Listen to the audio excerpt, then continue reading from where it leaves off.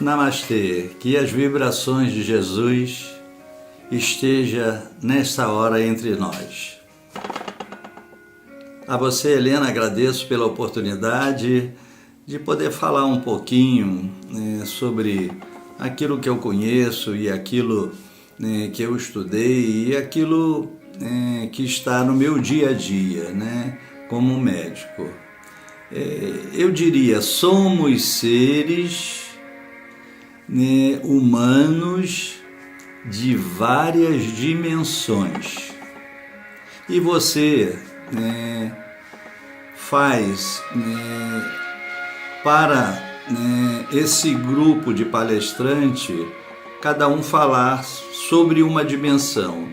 Falar sobre a dimensão física, falar sobre a dimensão emocional, falar sobre a emoção da mente e a dimensão espiritual. Eu fiz aqui uns joguinhos diferentes para falar. Sobre a dimensão física, a gente tem que falar da nossa estrutura, da nossa função orgânica, o DNA, as substâncias que nos formam, toda a funcionabilidade corporal, desde os átomos, moléculas, até chegar a órgãos e as vísceras.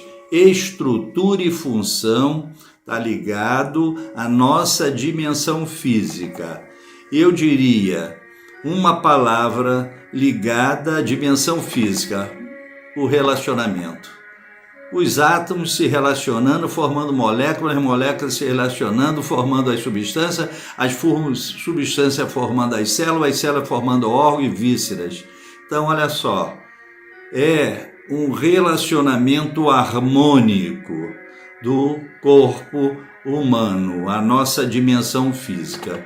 Para ajudar essa dimensão física, porque o que a dimensão física nos mostra? A dor, a neurologia da dor, a dor física, esse conjunto harmônico, muitas vezes nos dando alerta através da dor. E para diminuir o processo dor, nós temos hoje, vamos dizer, na medicina moderna, várias ferramentas que possam nos ajudar a isso. Mas como as dimensões estão ligadas, a gente vai buscar aqui o que poderíamos nos ajudar também a dor. Aí nós temos que ir lá no Livro dos Espíritos, capítulo 3, Leis Naturais e Morais. A gente vai ter dentro dessa lei um par de lei que pode nos ajudar a dor física. A gente fazendo uma leitura sobre a lei da conservação e a lei da destruição. Da destruição nós podemos modificar falando sobre o quê? A lei da transformação. Então essa dimensão física tem um valor imenso para o nosso processo de existir. A segunda dimensão, aí eu vou dar uma juntada, Helena. Eu vou juntar o emocional com o racional, que eu chamo da dimensão psíquica. A dimensão psíquica que inclui o mental, com os seus pensamentos positivos, com os seus pensamentos negativos, com as suas emoções construtivas, com as suas emoções destrutivas. Olha, aprendemos aqui nessa dimensão o quê? Sobre o respeito. O respeito, muito antes do amor, é a condição psíquica para que possamos viver em paz. E também, como na primeira dimensão física, a gente vai buscar lá, nas leis naturais e morais, uma ajuda. E aí, né, nós vamos para a lei da criatividade, que eu substituí, né, essa palavra pela lei da reprodução. E a lei da liberdade, criatividade e liberdade, nos ajudará muito a superar esse processo, né, do aprendizado, do respeito ao outro que convivemos. Pulamos então, né, para a terceira dimensão. Aí, Helena, eu incluí, né, a dimensão social, que hoje é muito importante, né? Essa dimensão tem a ver com o sistema de crenças, seja ele nosso, do que nós convivemos, nos que põe através, entendeu, da mídia, né, modificando aquilo que nós temos até do sentido da vida, tá? Aprendemos aqui então, nessa lei, sobre o quê? Né? Sobre a responsabilidade. A gente escuta muito, né? E essa escuta tem que ser dentro de um padrão que não nos deixa em solidão, de um padrão que não, né, acharemos assim, uma palavra não nos deixa assim a revolta com os absurdos da vida. Então, a responsabilidade tem a ver muito, né, com essa dimensão, né, social dos nossos sistemas de crença. E vamos buscar também uma ajuda ali no capítulo 3 do Livro dos Espíritas, Leis Morais e Naturais. Então, olha só, né, vamos dizer, uma questão, né, e que a gente não pode evitar, apesar do convívio com vários, né, seres humanos, seja na família, no trabalho, na escola, né, naquilo que nós nos divertimos, é o processo. Podemos estar vivendo, mas podemos estar em solidão de nós mesmos. Essa solidão também, né, da vida tem uma ajuda lá no capítulo 3, se nós formos ler sobre a lei do trabalho, né, e a lei da evolução. Nos ajuda muito nesse aprendizado da responsabilidade, né, do meio social. E também podemos, né, aqueles que nós chamamos, né, o inevitável absurdo da vida, ter respostas, né, naquilo que nós chamamos lei da sociedade e lei da igualdade. Então nós vamos obter ali ajuda, né, para essa dimensão que nós chamamos de social.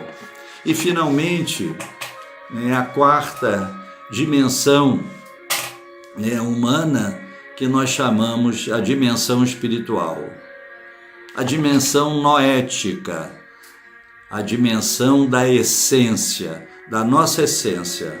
Então, essa dimensão, né, com seus valores éticos e morais, nos leva a aprendermos o quê? Sobre a religiosidade. Não é religião, religiosidade.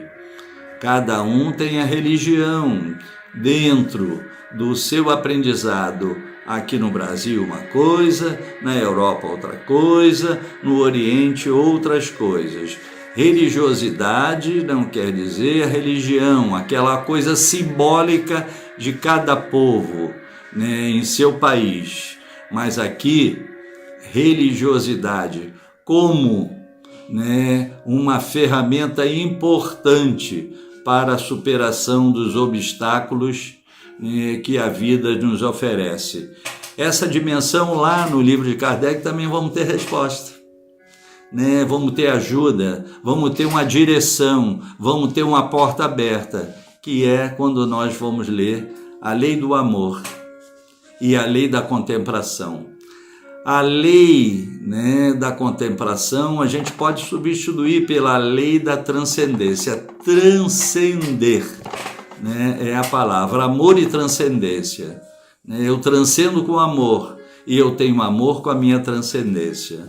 Então, essas 4 dimensões que estão, né, fazendo parte do nosso viver, do nosso existir, foi melhor abordado, né, por um personagem que eu gosto muito na vida, pelas leituras que eu fiz.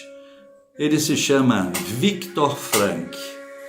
Eu vou mostrar, né, alguns percursos, alguma passagem da sua vida para nós termos essa confirmação da importância desse vianense judeu que nasceu em 1905 e veio desencarnar em 1997, 92 anos. Numa dedicação, né, como ele coloca no livro dele, né, em busca de um sentido da vida. E a logoterapia que ele criou, a visão é da análise existencial. Nós termos um sentido de viver, e esse sentido de viver está dentro da nossa religiosidade. Nós não vamos ter, né, uma resposta física, e eu vou dizer para vocês, nem psíquica, nem social. Nós vamos ter essa resposta através, né, do sentimento, da religiosidade. Então, voltando a ele, a história dele é uma história interessante, né? Com 15 anos de idade, ele já tinha uma correspondência com Freud. Eles viviam na mesma cidade, Viena, e ele tinha curiosidade, quando Freud lançou os primeiros livros, né, de saber, né, porque ele, né, falava muito dessa, né, estrutura psicológica do ser humano. Ele concluiu o curso dele, né, do ensino médio. O que ele foi fazer? Medicina. E lá ele descobriu o valor, né, da psiquiatria. E assim terminou o curso, mantendo essa correspondência, né, com Freud. E, como a vida, né, coloca sempre aquilo que necessitamos aprender, ele vai para um hospital e começa a tratar, né, nos seus primeiros trabalhos, jovens que tentaram o suicídio, né, em Viena. E logo após esse primeiro trabalho, o que ele faz? Né? Ele vai para outro hospital e encontra outro grupo, mulheres de Viena que tentaram o suicídio. Não poderia ser, né, por acaso isso. Né? Despertou nele, então, o que? A construção de uma psicologia que ele chamou de logoterapia, que é a psicologia, né, da análise da existência do ser humano. Antes de qualquer coisa, ele procurava saber daquela pessoa, né, aquilo que ele, na verdade, desejava, o que ele queria, né, em sua existência, nesta vida. E ele, né, ele falava, como o sofrimento é inevitável, o que eu vou fazer? Né? É inevitável que esses jovens, que essas mulheres tenham, entendeu, no período da sua vida, o retirar da própria vida. Então ele falou, eu tenho que procurar maneiras de fazê-los entender que aquilo que eles pensam tem que ser transformado em outras ferramentas para viver. Aquilo que eles pensam tem que ser transmutado em outras questões para viver. Aquilo que eles pensam tem que ser transcendido no sentido da religiosidade, né? No sentido de ter uma explicação do viver. Mas aos 35 anos a vida prova para ele, né? Dá, como se diz, você tem que experienciar também sobre a vida e sobre a morte.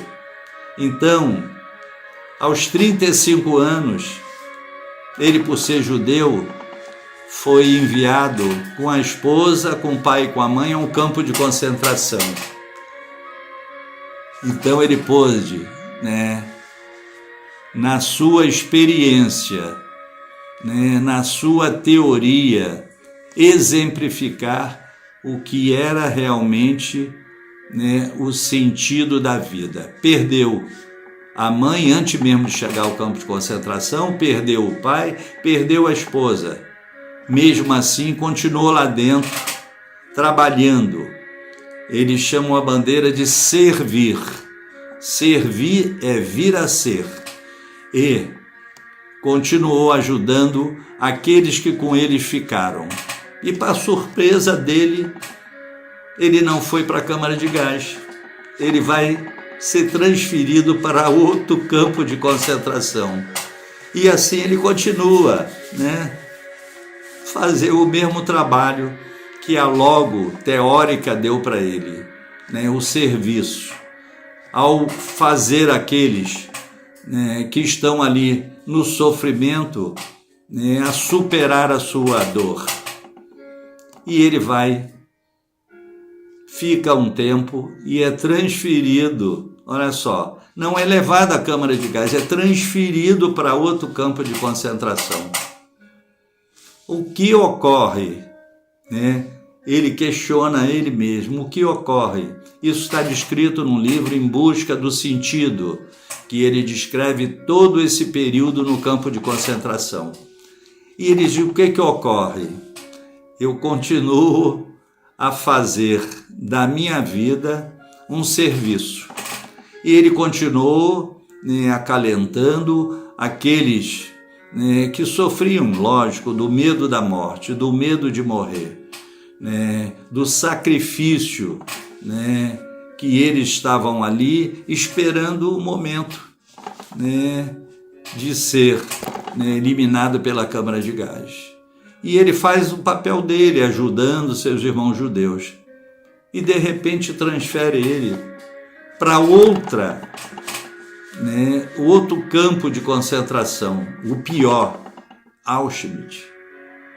E ele ali falou, vai ser o meu fim, já está em volta o ano quase de 45, 43, 45, e o que ocorre? Ele começa a fazer o mesmo trabalho e os irmãos judeus são levados para a Câmara de Gás e ele sempre fica, como se diz, biblicamente falando, os últimos serão os primeiros. Não, ele consegue se safar daquilo até o dia que chega as tropas americanas liberando os prisioneiros daquele campo de concentração.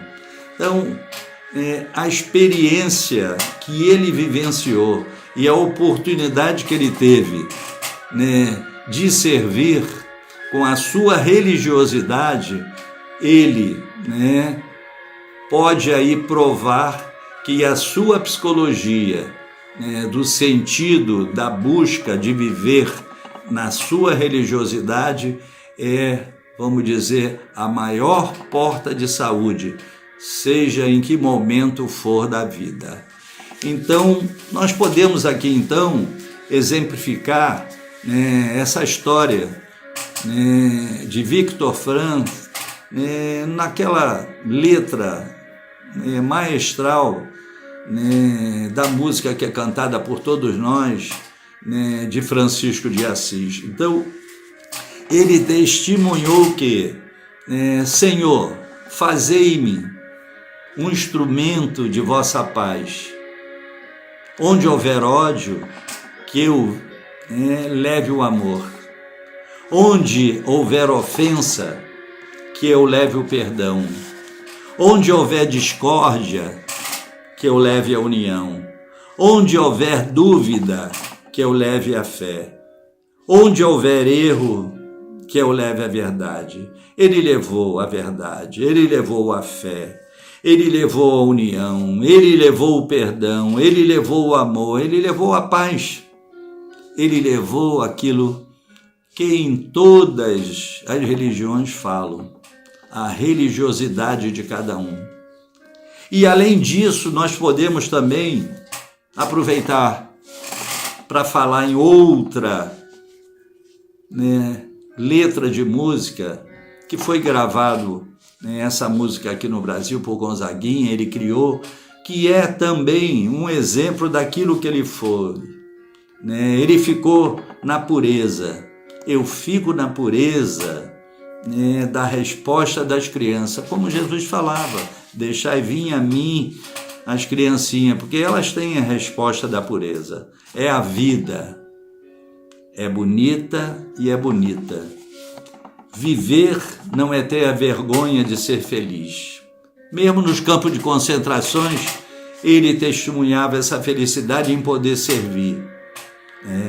Cantar e cantar e cantar, eu diria, louvar, louvar e louvar a beleza de ser um eterno aprendiz. Ele foi um aprendiz que depois nos livros dele ele coloca: o mais importante foi a minha experiência, a minha vivência nos campos de concentrações. Eu pude testemunhar que realmente, a existência humana tem valores imensos, apesar de todos os absurdos, de todo o sofrimento que nós somos. E para terminar esse pequeno bate-papo, eu quero dizer para vocês que nós não podemos esquecer, somos anjos. Somos anjos, somos criados numa fonte de energia pura, numa consciência pura. Nós fomos criados por Deus nessa fonte que nós podemos hoje pela física chamar matéria escura, e que no Livro dos Espíritos nós chamamos fluido cósmico universal. É a nossa energia escura. Ali todos nós éramos anjos, eram puros. A consciência ali era de unicidade, de união. Nós ali não tínhamos a dualidade, não tínhamos a polaridade. Por que razão, dessa fonte, em um determinado momento, que a matéria escura compreende 100%, compreendia naquela época 100%, hoje 73%. Essa matéria escura se condensou e formou a matéria escura. O que é a matéria escura? São as subpartículas, são os leptos, são os quartos, são os bósons, toda a subpartícula, até a luz, vem dessas subpartículas. Então, olha só, ela se condensou um pouco e formou as subpartículas. Não eram mais anjos. Nós já aí viemos para o desafio da dualidade, da polaridade. Nós podemos até dizer, anjos caídos por escolha. Os anjos têm o livre-arbítrio. Eles tiveram uma escolha e vieram fazer o quê? O que nós temos de resposta dentro do Espiritismo? Viemos espiritualizar a matéria. Das subpartículas surgem, elas se juntando, 3/4 formam o próton, 2/4 formam o nêutron, um elétron, vem dos leptons, aí vem formando o que? O sistema mais denso, átomo, moléculas, substâncias. Aí vem o reino mineral, o reino vegetal, o reino animal, até chegar no hominal. Nós estamos no reino hominal, ainda espiritualizando a nossa matéria, o nosso corpo. Mas nós temos a essência vinda da fonte. Nós temos o nosso anjo interior, a nossa centelha divina, para que possamos chegar novamente a essa fonte de criação. Então, o sentido da vida numa visão bem mais ampla, como diz, servir, ser um eterno aprendiz e voltar para a casa onde nós fomos criados, a fonte da criação divina. Muito obrigado.